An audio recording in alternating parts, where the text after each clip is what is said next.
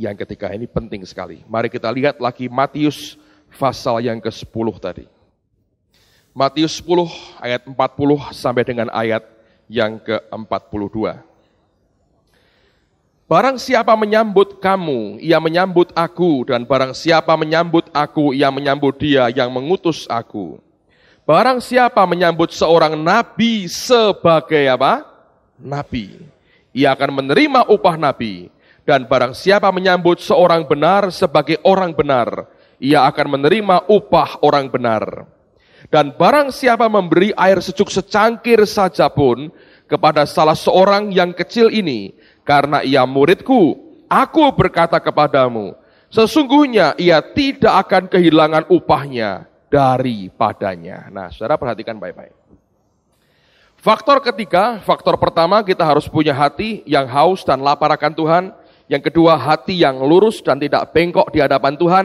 Yang ketiga, hati yang tidak melihat manusianya. Kita harus menerima nabi sebagai nabi. Bukan nabi diterima sebagai Tono, sebagai Bejo, sebagai Ronald, sebagai siapa. Tapi nabi diterima sebagai nabi. Anda akan terima upah nabi. Persoalan banyak orang Kristen adalah ketika ada hamba Tuhan melayani, pandangan kita hanya sebatas kepada manusianya dan tidak bisa melihat pengurapan yang di atasnya dan jawatan yang ada di pundaknya. Kalau kita dilayani seseorang, pandangan kita masih kepada manusianya, dan itu manusiawi sekali sebagai manusia, maka kita tidak akan bisa menerima nabi sebagai nabi. Terimalah nabi sebagai nabi. Memang manusianya akan ikut mewarnai cara dia melayani. Tapi bagaimanapun kalau engkau terima urapannya dan engkau terima jawatannya, saudara akan diberkati lewat hidup orang itu. Tanpa mempersoalkan manusianya. Kalau Anda ke Amerika, kadang-kadang kita ini dibuat kaget dengan cara mereka melayani. Anda akan ketemu dengan hamba-hamba Tuhan yang cincinnya kanan kiri berlian, gede-gede. Dasinya ini ditaburi berlian. Bayangin. Kalau Anda lihat begitu, saudara, apakah Anda bisa berkata ini hamba Tuhan? Kalau pelayanan, itu dia punya tempat khusus di gereja dia, ruangan untuk make up dia. Laki padahal. Kaca semua muter. Ada tukang make up-nya sendiri. Pernah ketemu nggak pendeta Indonesia make up, saudara? Ini sungguhan. Laki make up. Rambutnya hairspray. Untung nggak keliru Baikon. Ya. Pakaiannya, ini dasi, saudara. Ditaburi berlian. Kalau dia mulai pegang mic begini, ini beriannya. Wah, bayangin. Wah, pendeta begini, bukan pendeta. Tapi dia dipakai Tuhan luar biasa. Saya belajar begini. Kalau Tuhan masih tidak keberatan, ya saya juga gak keberatan dah. Tidak harus kita tiru. Kalau dikasihkan saya beriannya, mau, ya kan? Tapi tidak harus saya tiru cara begitu. Anda bisa mengerti. Saudara akan ketemu dengan banyak orang dengan berbagai karakter. Lihat akan urapan di atasnya dan jawatan yang di pundaknya. Terima dia sebagai nabi. Jangan pernah urusi kepribadiannya, itu urusan dia dengan Tuhan. Anda siap, doakan dia. Dan itu lebih baik, saudara. Sebab kalau Anda mulai lihat orangnya dari atas sampai ke bawah, Anda mulai terganggu dengan cara penampilannya, saudara tidak akan terima banyak hal. Karena yang terima nabi sebagai nabi, baru akan terima upah nabi. Ayat lagi, Matius 13. Mulai ayat yang ke-53. Matius 13, ayat 53. Judulnya Anda tahu, Yesus ditolak di Nazaret. Nah, mengapa sampai ditolak? Setelah Yesus selesai menceritakan perumpamaan-perumpamaan itu, ia pun pergi dari situ. Setibanya di tempat asalnya, Yesus mengajar orang-orang di situ di rumah ibadat mereka. Maka takjublah mereka dan berkata, dari mana diperolehnya hikmat itu dan kuasa untuk mengadakan mujizat-mujizat itu? Bukankah ia ini anak tukang kayu? Bukankah ibunya bernama Maria dan saudara-saudaranya Yakobus, Yusuf, Simon dan Yudas? Dan bukankah saudara-saudaranya perempuan semuanya ada bersama kita? Jadi, dari mana diperolehnya semuanya itu? Lalu mereka kecewa dan menolak dia. Maka Yesus berkata kepada mereka, seorang nabi dihormati di mana-mana, kecuali di tempat asalnya sendiri dan di rumahnya. Dan karena ketidakpercayaan mereka, tidak banyak mujizat diadakannya di situ. Ada seorang tokoh besar bernama Andrew Murray. Anda pernah dengar nama itu? Tulisannya luar biasa tentang darah Tuhan, tentang hubungan pribadi dengan Allah, luar biasa. Andrew Murray ini berdoa bertahun-tahun supaya terjadi revival, kegerakan rohani. Tapi saya baru baca sebuah artikel, saudara. Seorang hamba Tuhan berkata begini, pada waktu di zamannya kegerakan rohani mulai terjadi, Andrew Murray orang pertama yang menolak itu. Sekian tahun kemudian setelah dia meninggal, orang mulai melihat secara lebih objektif. Kenapa Andrew Murray menolak revival yang dia doakan bertahun-tahun?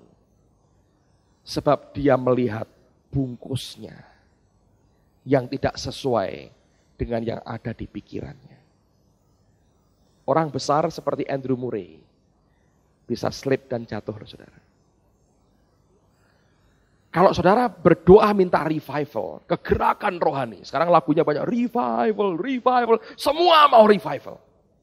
Tapi revival yang kita bayangkan, itu sudah terkonsep dalam pikiran kita. Begitu revival yang dari Tuhan, muncul dalam bungkus yang lain. Kita bilang, bukan dari dia. Itu karena kita melihat luarnya dan kita melihat bungkusnya, saudara. Saya tadi siang sempat pulang. Saya dengar berita yang membuat hati saya bersuka cita. Dan saya tahu ini bagian dari revival. Dan yang begini orang suka. Istri saya sedang mau beli perlengkapan untuk asrama, saudara. Jadi yang jual ini cerita dengan istri saya. Bahwa anak temannya, nakalnya luar biasa. Sampai keluarganya sudah tidak tahan lagi dan tidak tahu mesti diapain anak ini. Terakhir ikut KKR pelajar. Berubah total, saudara. Sampai bingung orang tuanya. Anakku berubah kayak begini. Bayangin. Nah itu revival. Kita suka yang begitu. Amin. Tapi kalau bentuknya lain, belum tentu loh. Kita ini mau terima. Kita mesti hati-hati. Kadang-kadang kita tidak tahu yang kita doakan itu apa. Saya beri contoh. Dengar baik-baik. Misalnya, saudara punya gereja. Ya, gereja ini. Saudara punya gereja. Hadir di sini 50 orang. Jemaatmu 50 orang. Lumayan kan? Saya kan dulu mulai dari 25. Lalu jemaat berdoa revival, revival, revival. Di sini ada jemaat. Enggak berbeda banyak, 70 orang.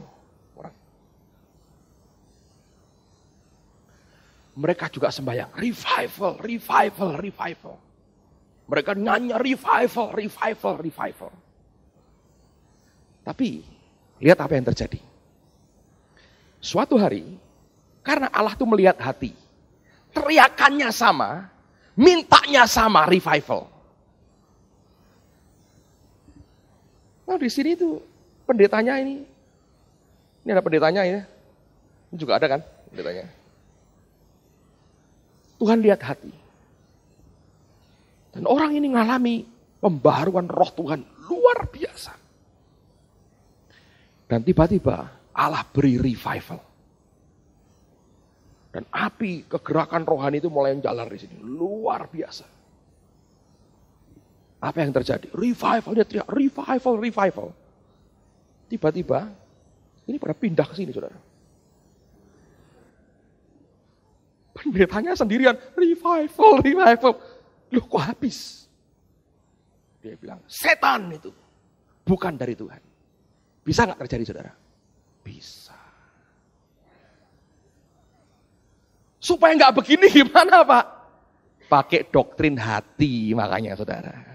Nah, ini masalah hati. Kita seringkali minta, tapi tidak tahu yang kita minta. Kalau Anda mengalami seperti ini, jangan lihat wujud kenyataan luarnya. Terima nabi sebagai nabi. Engkau akan terima upah nabi, saudara. Banyak hal yang kita sebetulnya tidak tahu sebetulnya. Apa yang kita minta. Kita berteriak minta revival. Tapi kita nggak ngerti yang kita minta sebetulnya apa. Oleh karena itu, mintalah seperti yang Roh Kudus pimpin dalam hidup kita. Amen, saudaraku. Saudara akan ketemu dengan banyak model orang dalam 6 bulan ini. Sebagian Anda akan suka dengan caranya, karena menyampaikan semua dengan halus dan penuh kasih. Sebagian akan membuat bulu kuduk kita berdiri, dan kita dibuat tegang selama 1 minggu. Begitu weekend, inginnya berenang semua, saudaraku. Berendam semua. Dari ekstrim ke ekstrim Anda akan dapat. Jangan lihat orangnya, Anda akan rugi besar.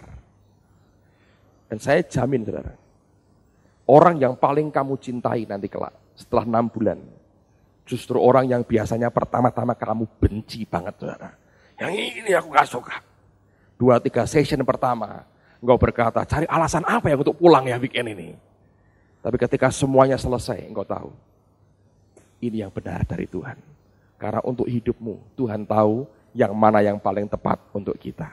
Amen, saudaraku. Anda mesti ngerti. Yang terakhir. Matius 20. Lihat mulai ayat yang ke-20.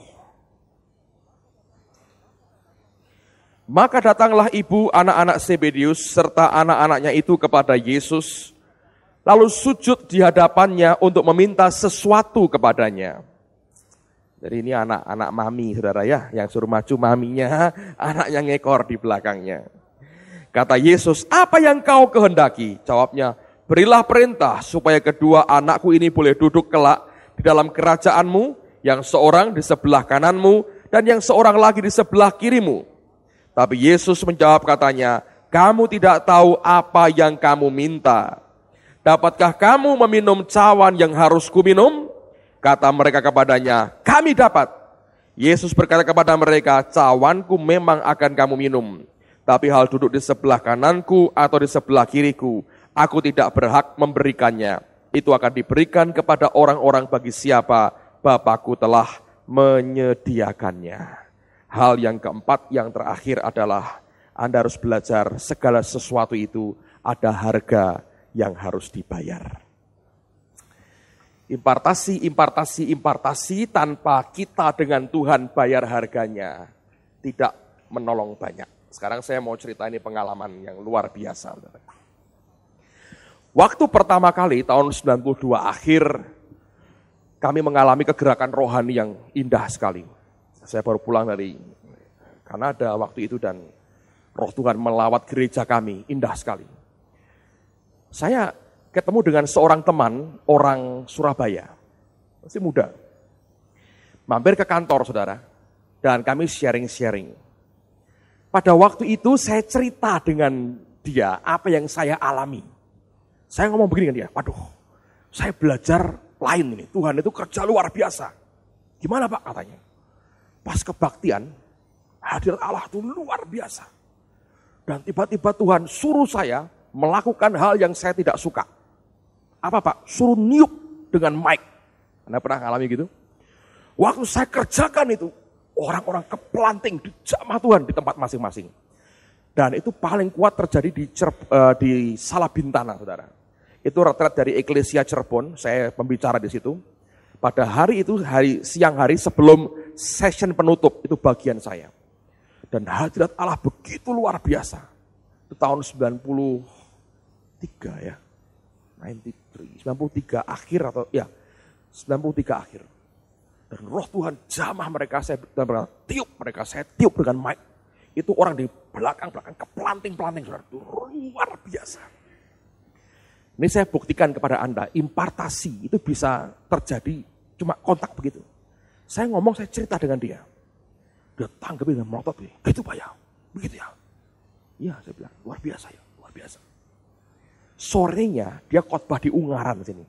Saya nggak tahu di gereja mana, khotbah di Ungaran sini. Apa yang terjadi, saudara? Dia tirukan apa yang saya ceritakan paginya. Semua suruh berdiri. Dia tiup. Terjadi yang sama. Aneh nggak, saudara? Jadi baru ketemu sekali begitu ya. Saya cerita aja. Dia terima dulu. Wah, dia mau sekali. Dia lakukan yang sama.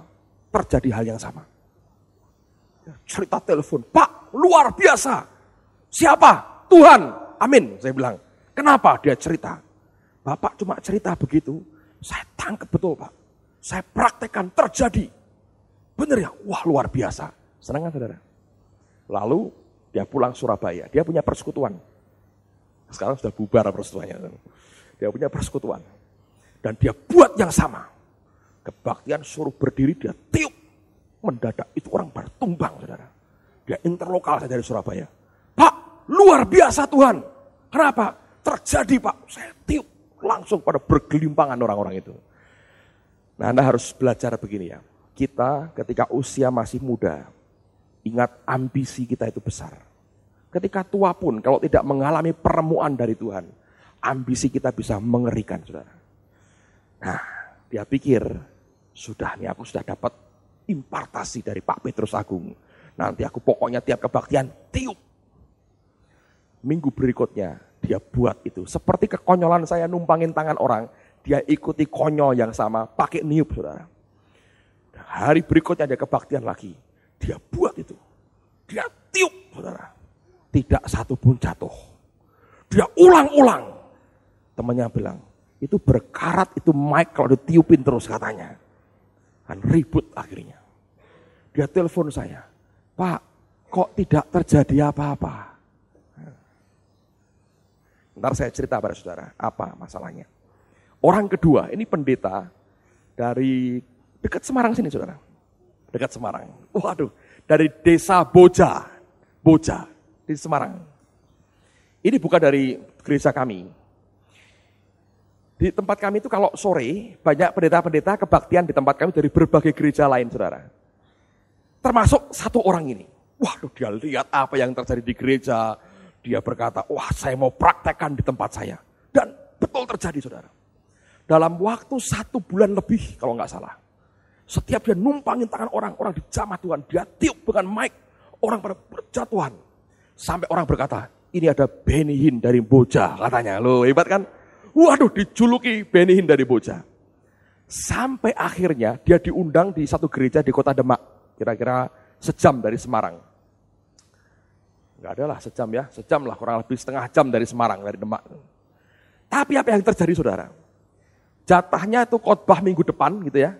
Selama 2 minggu sebelum itu, dia numpangin tangan orang, tidak terjadi apa-apa. Dia tiup, enggak terjadi apa-apa. Panik saudara, 2 minggu berturut-turut, tidak terjadi apa-apa. Besoknya mau khotbah, siang hari itu ke kantor saya. Tanpa janjian datang ke kantor, ketemu berlutut di depan saya. Pak, doakan saya. Lu kok berlutut? Bangun. Nah, berkata kok pakai begini-begini. Enggak Pak, doakan saya dulu. Kalau enggak didoakan saya tidak berdiri. Lu doakan apa? Isi saya lagi Pak. Kok kayak aki? Saya berkata, isi saya lagi. Loh, isi apa? Saya berkata, saya ini dalam kesulitan besar Pak. Saya bilang, duduk dulu. Saya suruh duduk dulu saudara. Dia cerita. Setelah saya dari tempat Bapak, saya ngalami begini. Luar biasa. Saya dijuluki Benny Hinn dari Boja. Lumayan, saya berkata ya. Terus kenapa? 2 minggu ini macet Pak katanya. Besok saya khotbah tentang apa? Kuasa Roh Kudus. Nah kalau macet begini gimana katanya. Jadi tolong Pak isi lagi. Berlutut lagi, saudara, berlutut. Sampai saya berlutut dengan dia. Saya berkata, kamu ini kenapa? Ya Pak, macet. Nah kan dia sudah diberi oleh Tuhan. Iya Pak, dapat impartasinya. Tapi ini macet katanya. Mungkin sudah habis Pak, diisi lagi katanya. Ini terjadi sungguh loh saudara, saya nggak mengarang cerita ini.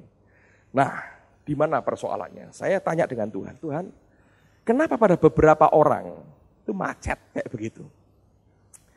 Saya diberi gambaran terakhir sebelum selesai. Anda tahu zaman dulu orang pakai pompa tangan?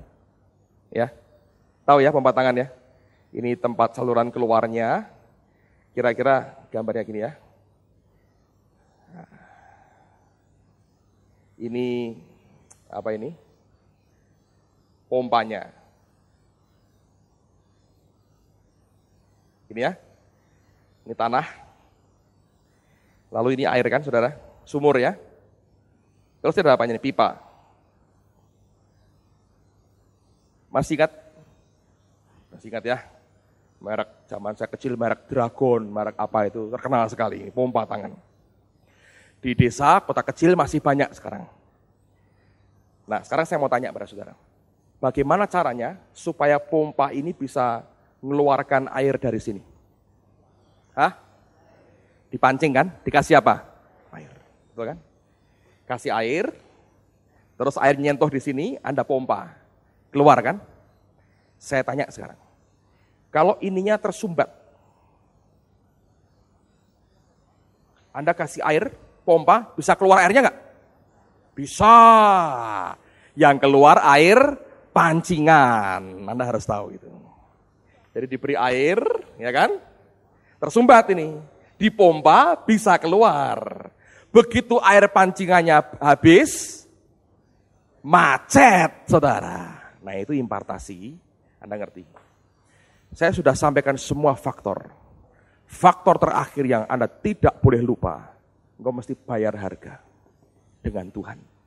Nyangkal daging dan ikut pikul salib, ikut kemana Tuhan pergi di dalam ketaatan. Sebab begitu engkau mulai berhenti bayar harga, dagingmu mulai nyumbat engkau. Pada hari di mana sumbat mulai terjadi, engkau boleh terima impartasi dari banyak orang, didoakan rebah berkali-kali. Ketika keluar dari tempat ini, 1 bulan pertama luar biasa. Tapi yang mengalir sebetulnya cuma air pancingan. Begitu ininya habis, padahal Tuhan janji dari dalammu akan memancar keluar apa? Mata air. Sumbatnya ini adalah kedagingan kita. Untuk bisa menyingkirkan, engkau mesti bayar harga di dalam ketaatan dengan Tuhan. Bergaul dengan Allah, hidup benar dengan Tuhan. Kalau ini sampai nyumbat karena engkau hidup dalam kedagingan, semua yang saya sampaikan tadi tidak ada gunanya. Forget it, saudara, lupakan itu, enggak ada gunanya.